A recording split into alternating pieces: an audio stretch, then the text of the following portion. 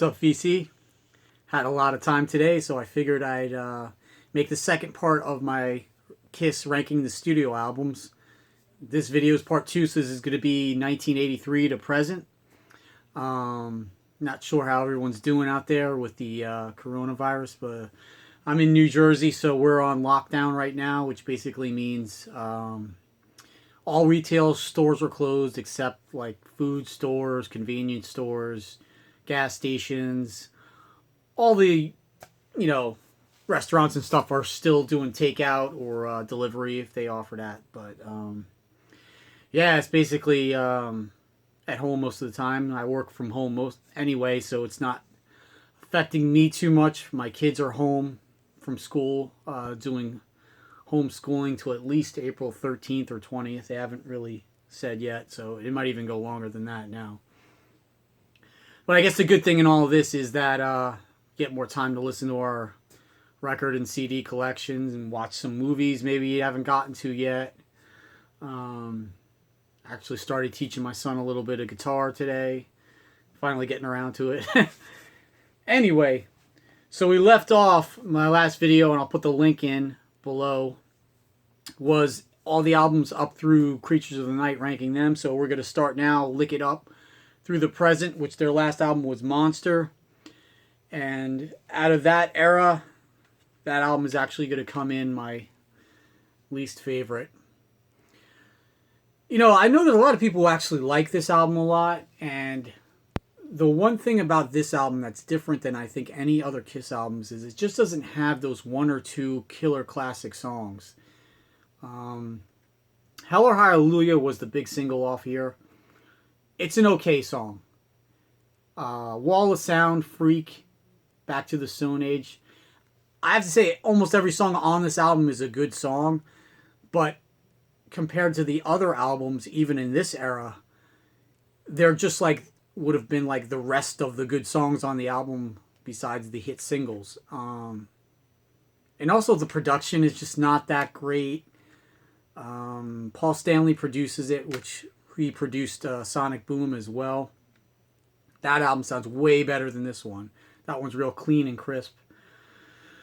Just virtually, I was pretty underwhelmed with this album.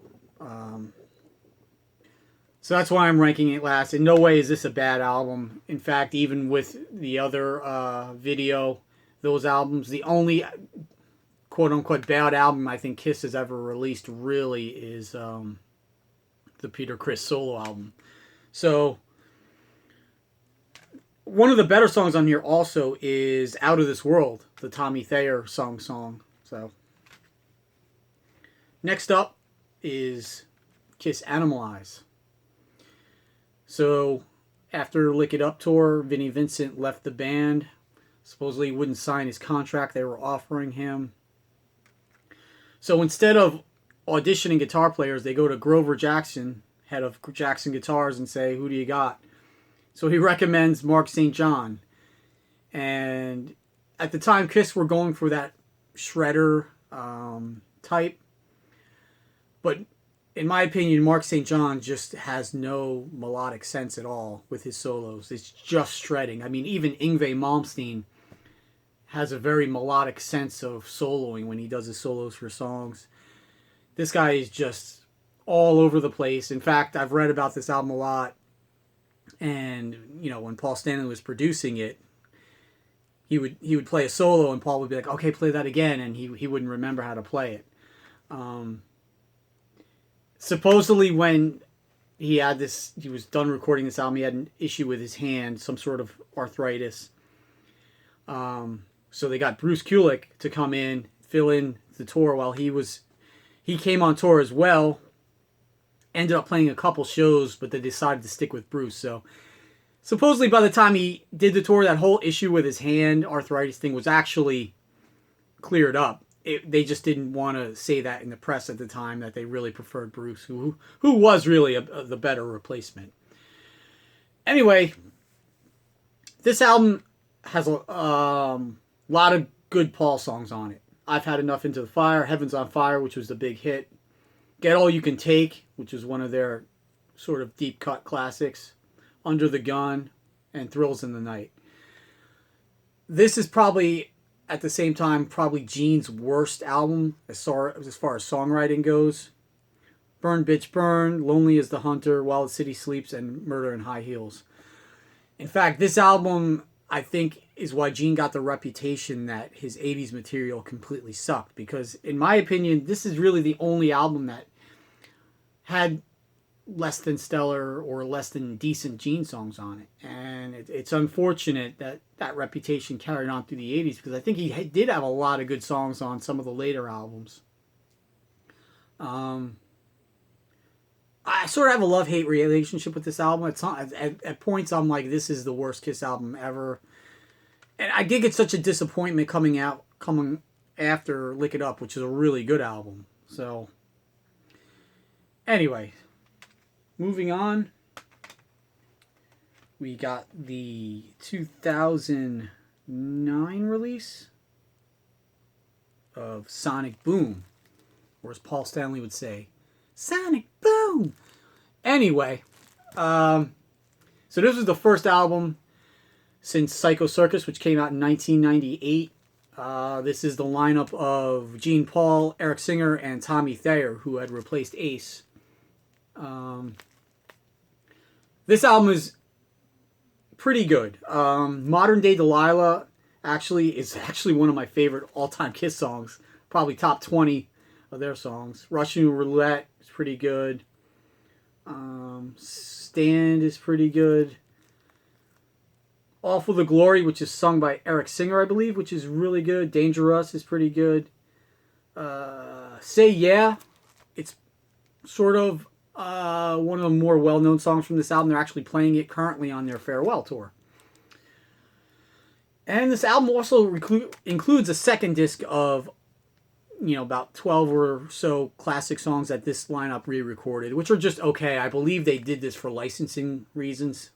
In case a movie or a commercial wanted to use a Kiss song, they would use their version, so I guess they own the publishing for those. But it's pretty good overall. The production's pretty good. Again, it's definitely in their bottom 3 or 4 albums overall. But I think over time, it sounds better. To me, it's better. At the time, when it came out, I was a little disappointed. The songs just didn't grab me like they should have. But, as opposed to Monster, which still doesn't grab me like it should, this one's starting to grow on me a little bit. Next up is probably one of the most hated Kiss albums of all time, Carnival of Souls. So they began recording this album, I think, around the time they were doing the Unplugged convention. And follow-up to Revenge.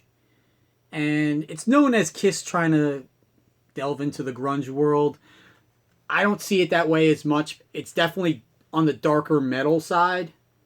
I wouldn't really say it's grunge, because there's guitar solos galore all over this album. In fact, most of these songs were co-written by Bruce Kulick.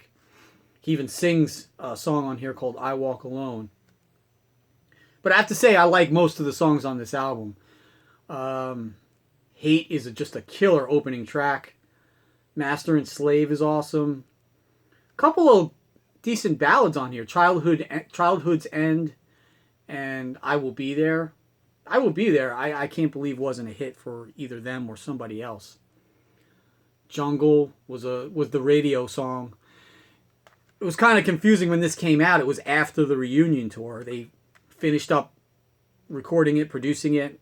Finally, I put it out. But again, this is one of the most hated Kiss albums by Kiss fans. I quite like it a lot. In fact, I think if this had come out a year or two after Revenge, it would have done pretty well. It just sort of got lost in the shuffle because it came out after the band had reunited and put on the makeup. Ironically, I believe it sold about 300,000 copies, which in today's world would have been a huge hit. Probably would have debuted at number 1. Moving on is their 1998 reunion album, Psycho Circus.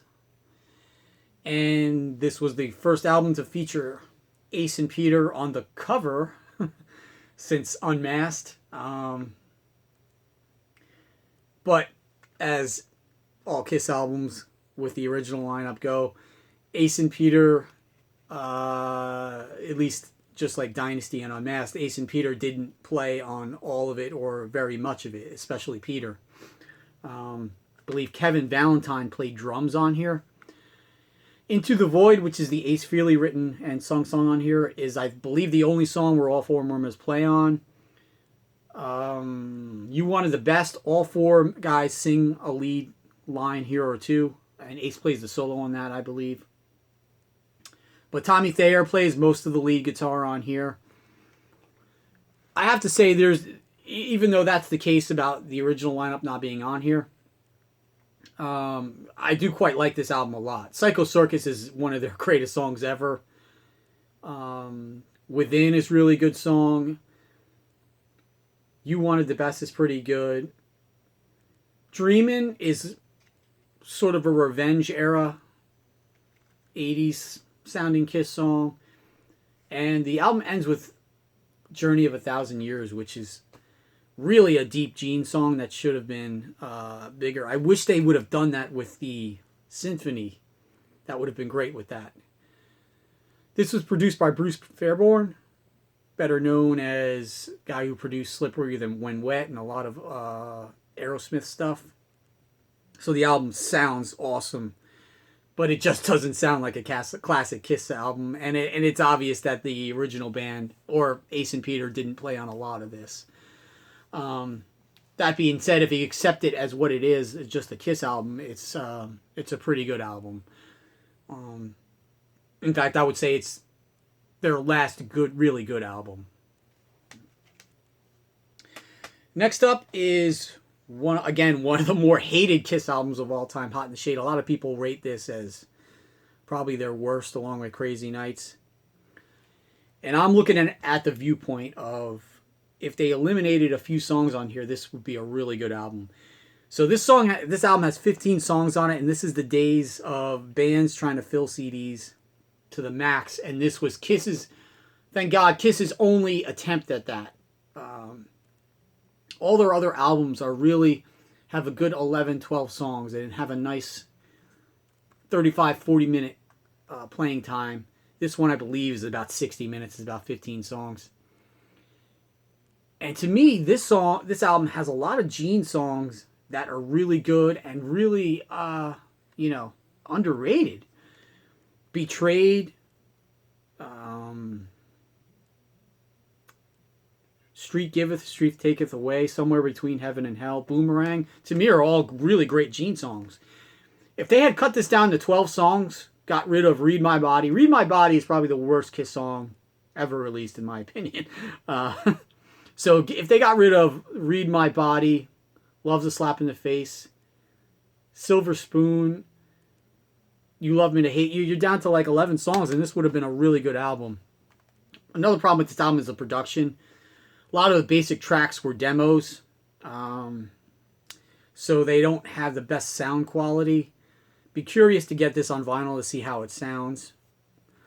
It's also rumored that because it was demos that made up a lot of the tracks, it's also rumored that Eric Singer may or may have not played on some of the actual tracks on here.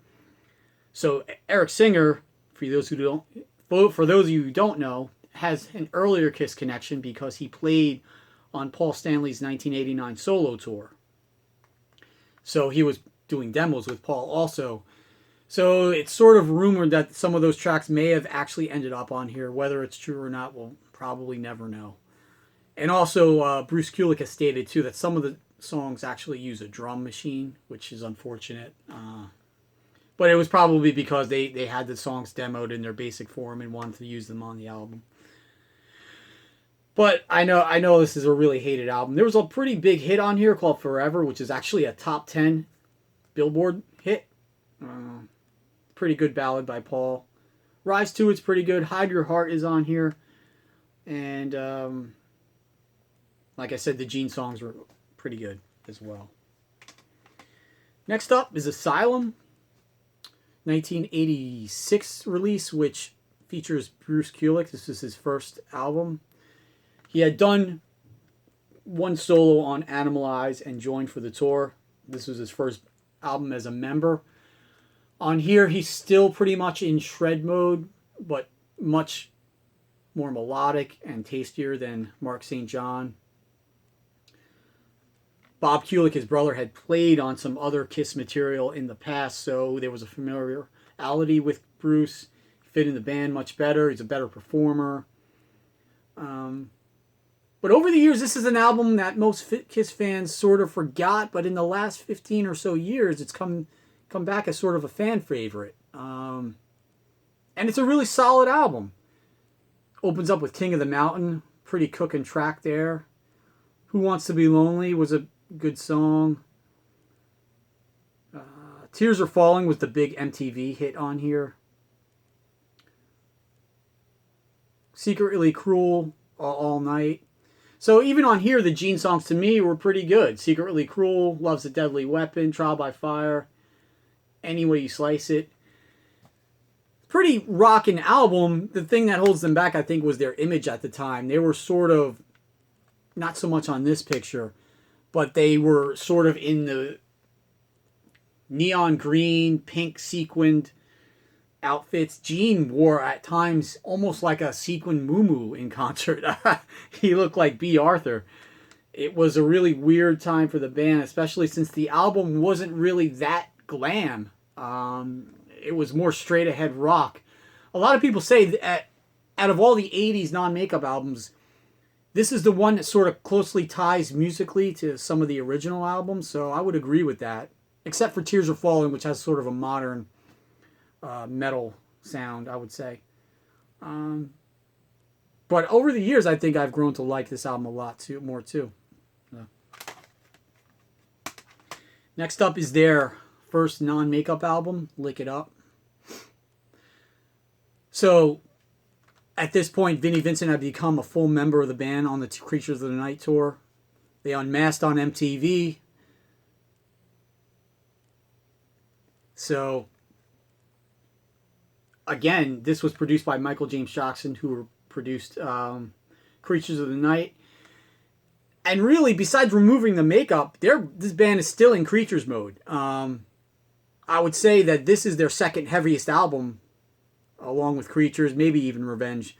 But, you know, it's kind of odd. Kiss goes through a period sometimes where they go in 2 album cycles, where they either have the same producer or they produce 2 albums in a row that sound similar. So if you take like Rock and Roll Over Love Gun, those are sort of in the same family. Then Dynasty Unmasked, sort of in the same family. And the same thing's true with Creatures and Lick It Up, even though we're sort of in another era because they've removed the makeup. But musically, they're still in Creatures mode.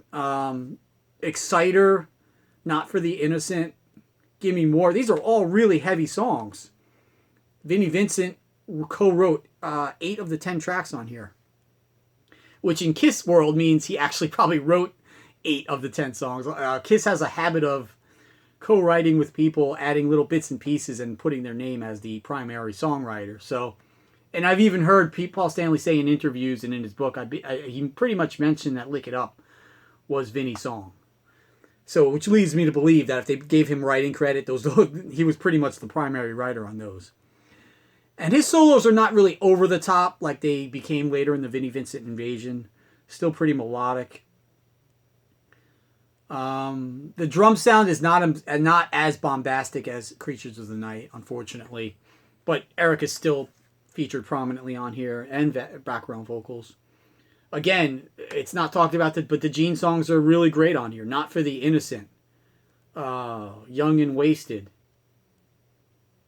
Fits Like a Glove. Dance All Over Your Face. On the Eighth Day. You know, the only reason I think this album did well was because MTV played Lick It Up. And why they didn't push a second single from this album, I have no idea. I know a video was made for All Hell's Breaking Loose, which Kiss, again, doesn't get credit for one of the first rap rock or rap metal songs. But A Million to One is a great ballad. It would have been a great single. On the Eighth Day, Not for the Innocent. Throw Gene a bone here. Give him a video. I don't know why they didn't, push one of his songs. But the album did well and sort of brought Kiss back to the public eye. You know, it's taken for granted nowadays that when a band sort of fades into obscurity, that they're going to come back at some point with either a reunion or a comeback album. That was not the case back this time. In fact, the only other band I can think of that had a substantial comeback after going into obscurity was maybe the Kinks. They sort of were big in the 60s, had their 70s art rock period, producing like, concept albums that didn't do well. Then they came back in the late 70s, early 80s with their arena rock sound. You know, the fact that the record company had faith in them and pushed them was a good thing. I mean, it's taken for granted nowadays that when a band breaks up or goes into obscurity, okay, 5 years down the road, we're going to do a big reunion tour and it'll be huge. Kiss were going into uncharted territory, especially going into another phase of a band that removed their makeup. They lost their whole identity. So, got to give them credit for keep pushing. And, they set the standard, I think, for a lot of bands having faith that, you're going through a tough time, maybe a 5-10 year period where you're not having a lot of popularity. There's always hope that you're going to come back at some point. And, Kiss proved that any band can do that. And that wasn't a standard thing in the music industry back then. It was like pretty much once a band, their record sales slow down, they may put out a couple albums and just fade away. But they were the ones who set the standard for the term comeback. Next up is probably one of the most hated Kiss albums, but one of my favorites. It's Crazy Nights. So this was produced by Ron Nevison, who had done all the 80s Heart albums. What About Love and Never and all of that. And he also did Shot in the Dark and Ultimate Sin with Ozzy Osbourne. So Kiss were hoping to jump on that radio-friendly bandwagon. This is their attempt at Bon Jovi with the big choruses. If you're a Paul Stanley fan, this is the album for you because this has his name written all over it. But at the same time, again, I love the Gene songs on here. No, No, No, Hell or High Water, Good Girl Gone Bad, Thief in the Night. To me, he has 4 killer tracks on here. I think it's the first Kiss album where there's not an equal number of Gene songs to Paul. Trying to think back, maybe Unmasked didn't either. But, this is definitely Kiss in the more entering the hair world. Background keyboards on some songs here and there. This was a big MTV album. Crazy Nights, Reason to Live was a good ballad. Turn on the Night was a semi-hit. But most Kiss fans absolutely hate this album. But it's one of my all-time favorites. Probably top 5 Kiss album for me overall. Again, these rankings, just my opinion. Probably most people would rank this in the lower end, even of the 80s albums. But,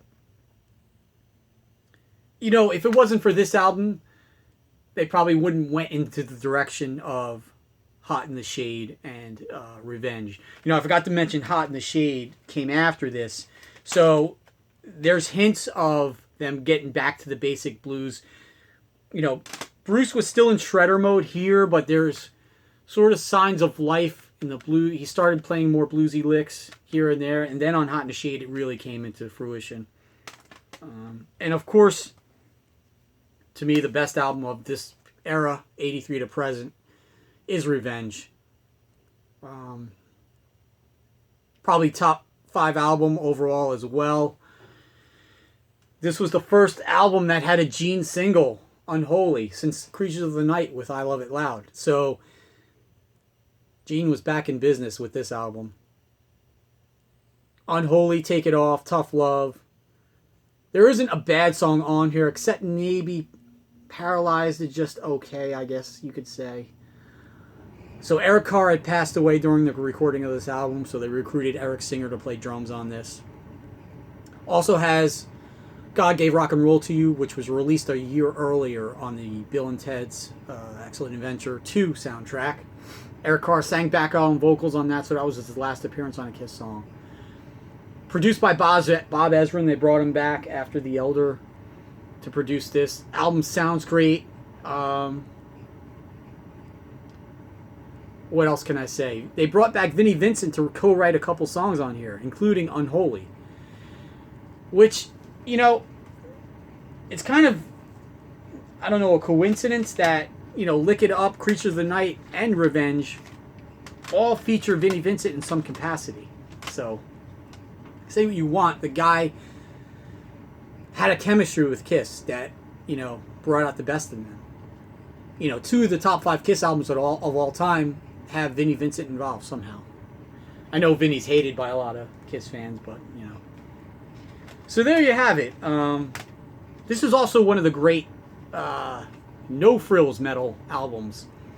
So, for those of you not familiar with that term, no-frills metal, there was sort of a period between hair metal and grunge, I would say 1990 to 1992, where metal was moving in that direction anyway. Bands were not putting on the makeup or the glammy clothes as much, you know. And Kiss was definitely in that direction. If you look at them, they're all in the black leather and studs. Real toned down look.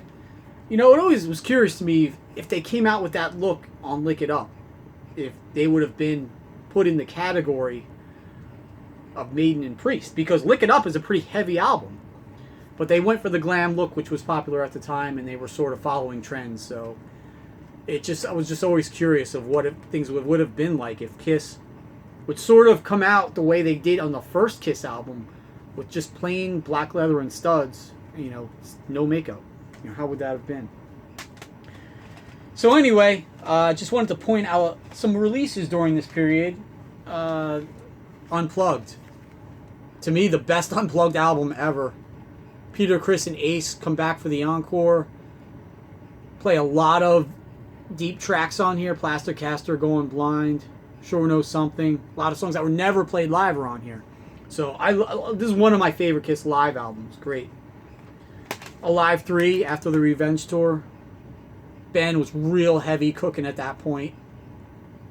So this features a mix of songs post Alive 2 and some that are featured on both Alives. Deuce is on here. Killer Virgin of Watching You. Of course, Detroit City, Rock and Roll All Night. But it also has a lot of songs from this time period. Heaven's on Fire, Creatures of the Night, I Still Love You, I Love It Loud. Unfortunately, this was only a single album release, so it doesn't have the complete concert, but there's a lot of Kiss-related Alive 3 concerts, I think, on the DVDs, so catch one of them. They put out a box set, which is a 5-disc box set. This is great for casual Kiss fans and diehards who are looking for deep tracks. It has features songs from every album, couple songs, but there's also a lot of unreleased material on here, so this is definitely worth a pickup. And they put out a compilation called Kiss 40 for their 40th anniversary. This is a double disc. And it features at least one song from every album, which is cool, and some unreleased live tracks. So this is a good compilation, I feel. And they also had the Symphony concert, which is technically a Live 4, they call it.